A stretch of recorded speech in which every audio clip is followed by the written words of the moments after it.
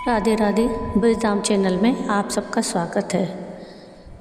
आज हम गुरुवार व्रत की कथा सुनेंगे। गुरुवार व्रत करने से बृहस्पति देवता प्रसन्न होते हैं। यह व्रत अत्यंत फलदायी है। अग्नि पुराण के अनुसार अनुराधा नक्षत्र युक्त गुरुवार से आरंभ करके 7 गुरुवार व्रत करने से बृहस्पति ग्रह की हर पीड़ा से मुक्ति मिलती है।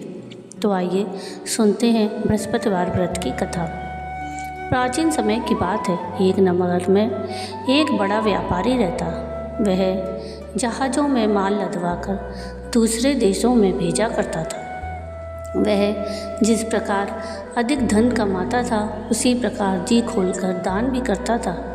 परंतु उसकी पत्नी अत्यंत कंजूस थी। वह किसी को एक दमड़ी भी नहीं देने देती थी। एक बार सेठ जब दूसरा देश व्यापार करने गया तो पीछे से बृहस्पति देव ने साधु वेश में उसकी पत्नी से भिक्षा मांगी। व्यापारी की पत्नी बृहस्पति देव से बोली, हे साधु महाराज, मैं तो इस दान पुण्य से तंग आ गई हूँ। आप कोई ऐसा उपाय बताएं जिससे मेरा सारा धन नष्ट हो जाए और मैं आराम से रह सकूँ। मैं यह धन लुटता हुआ नहीं देख सकती। बृहस्पति देव ने कहा, हे देवी, तुम बड़ी विचित्र हो। संतान और धन से भला कोई दुखी होता है? अगर अधिक धन है तो इसे शुभ कार्यों में लगाओ। कुंवारी कन्या का विवाह कराओ, विद्यालय और बाग बगीचों का निर्माण कराओ। ऐसे पुण्य कार्य करने से तुम्हारा लोक परलोक सार्थक हो सकता है। परंतु साधु की इन बातों से व्यापारी की पत्नी को खुशी नहीं हुई। उसने कहा, मुझे ऐसे धन की आवश्यकता नहीं है जिसे मैं दान दूँ। तब बृहस्पति देव बोले, यदि तुम्हारी ऐसी ही इच्छा है तो तुम एक उपाय करना। 7 बृहस्पतिवार घर को गोबर से लीपना, अपने केशों को पीली मिट्टी से धोना, केशों को धोते समय स्नान करना, व्यापारी से हजामत बनाने को कहना, भोजन में मांस मदिरा खाना, कपड़े अपने घर धोना। ऐसा करने से तुम्हारा सारा धन नष्ट हो जाएगा। इतना कहकर बृहस्पति देव अंतर्ध्यान हो गए। व्यापारी की पत्नी ने बृहस्पति देव के कहे अनुसार 7 बृहस्पतिवार वैसा ही करने का निश्चय किया। केवल 3 बृहस्पतिवार बीते थे कि उसकी सारी धन संपत्ति नष्ट हो गई और वह परलोक सिधार गई। जब व्यापारी वापस आया तो उसने देखा कि उसका तो सब कुछ नष्ट हो चुका है। उस व्यापारी ने अपनी पुत्री को सांत्वना दी और दूसरे नगर में जाकर बस गया। वहाँ वह जंगल से लकड़ी काट कर लाता और शहर में बेचता। इस तरह वह अपना जीवन व्यतीत करने लगा। एक दिन उसकी पुत्री ने दही खाने की इच्छा प्रकट की, लेकिन व्यापारी के पास दही खरीदने के पैसे नहीं थे। वह अपनी पुत्री को आश्वासन देकर जंगल में लकड़ी काटने चला गया। वहाँ एक वृक्ष के नीचे बैठकर वह अपनी पूर्व दशा पर विचार कर रोने लगा। उस दिन बृहस्पतिवार था। तभी वहाँ बृहस्पति देव साधु के वेश में सेठ के पास आए और बोले, हे मनुष्य, तू इस जंगल में किस चिंता में बैठा है? तब व्यापारी बोला, हे महाराज, आप तो सब कुछ जानते हैं।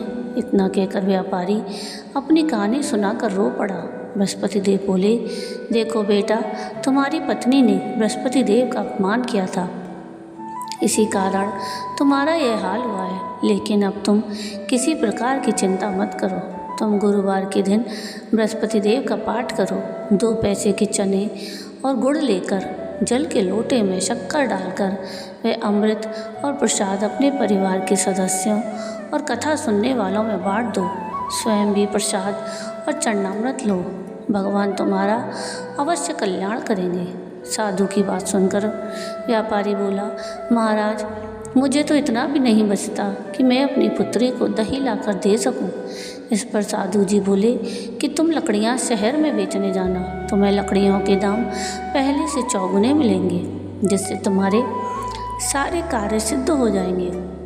उसने लकड़ियां काटी और शहर में बेचने के लिए चल पड़ा। उसकी लकड़ियां अच्छे दाम में बिक गईं, जिससे उसने अपनी पुत्री के दही लिया और गुरुवार की कथा हेतु चना और गुड़ लेकर कथा सुनी और प्रसाद बांटकर स्वयं भी खाया। उसी दिन से उसकी सभी कठिनाइयां दूर होने लगीं। परंतु अगले बृहस्पतिवार को वह कथा करना भूल गया। अगले दिन वहाँ के राजा ने एक बड़े यज्ञ का आयोजन कर पूरे नगर के लोगों के लिए भोज का आयोजन किया। राजा की आज्ञा अनुसार पूरा नगर राजा के महल में भोज करने गया, लेकिन व्यापारी और उसकी पुत्री तनिक विलंब से पहुँचे। अतः उन दोनों को राजा ने महल में ले जाकर भोजन कराया। जब वे दोनों लौट कर आए तब रानी ने देखा कि उसका खूंटी पर टंगा हुआ हार गायब है। रानी को व्यापारी और उसकी पुत्री पर संदेह हुआ कि उसका हार उन दोनों ने ही चुराया है। राजा की आज्ञा से उन दोनों को कारावास की कोठरी में कैद कर दिया गया। कैद में पड़कर दोनों अत्यंत दुखी हुए। वहाँ उन्होंने बृहस्पति देवता का स्मरण किया।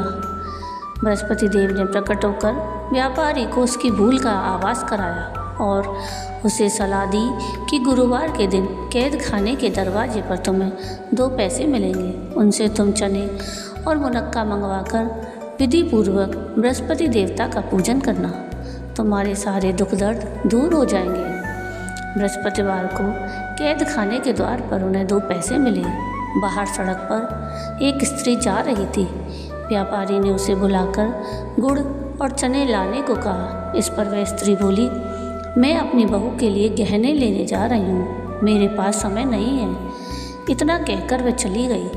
थोड़ी देर बाद वहाँ से एक और स्त्री निकली। व्यापारी ने उसे बुलाकर कहा कि हे बहन, मुझे बृहस्पतिवार की कथा करनी है, तो मुझे 2 पैसे के गुड़ चने ला दो।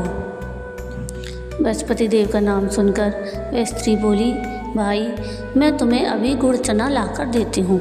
मेरा इकलौता बेटा मर गया है। मैं उसके लिए कफन लेने जा रही थी, लेकिन मैं पहले तुम्हारा काम करूँगी, उसके बाद अपने पुत्र के लिए कफन लाऊंगी। वह स्त्री बाजार से व्यापारी के लिए गुड़ चना ले आई और स्वयं भी बृहस्पति देव की कथा सुनी। कथा की समाप्त होने पर वह स्त्री कफन लेकर अपने घर गई। घर पर लोग उसके पुत्र की लाश को राम नाम सत्य है कहते हुए शमशान ले जाने की तैयारी कर रहे थे। स्त्री बोली, मुझे अपने लड़के का मुख देख लेने दो। अपने पुत्र का मुख देखकर उस स्त्री ने उसके मुंह में प्रसाद और चरणामृत डाला। प्रसाद और चरणामृत के प्रभाव से वह पुनः जीवित हो गया। पहली स्त्री जिसने बृहस्पति देव का निरादर किया था, वह जब अपने पुत्र के विवाह हेतु पुत्र वधू के लिए गहने लेकर लौटी तो जैसे ही उसका पुत्र घोड़ी पर बैठकर निकला, वैसे ही घोड़ी ने ऐसी उछाल मारी कि वह घोड़ी से गिरकर मर गया।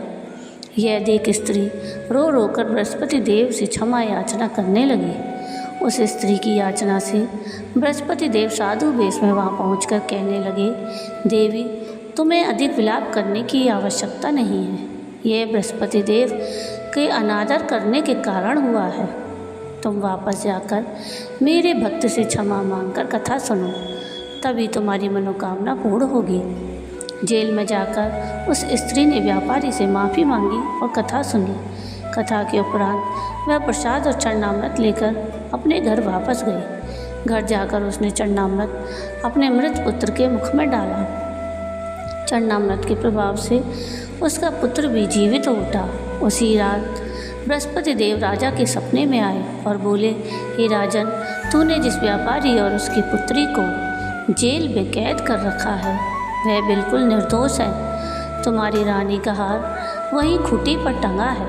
दिन निकला तो राजा रानी ने हार खूंटी पर लटका हुआ देखा।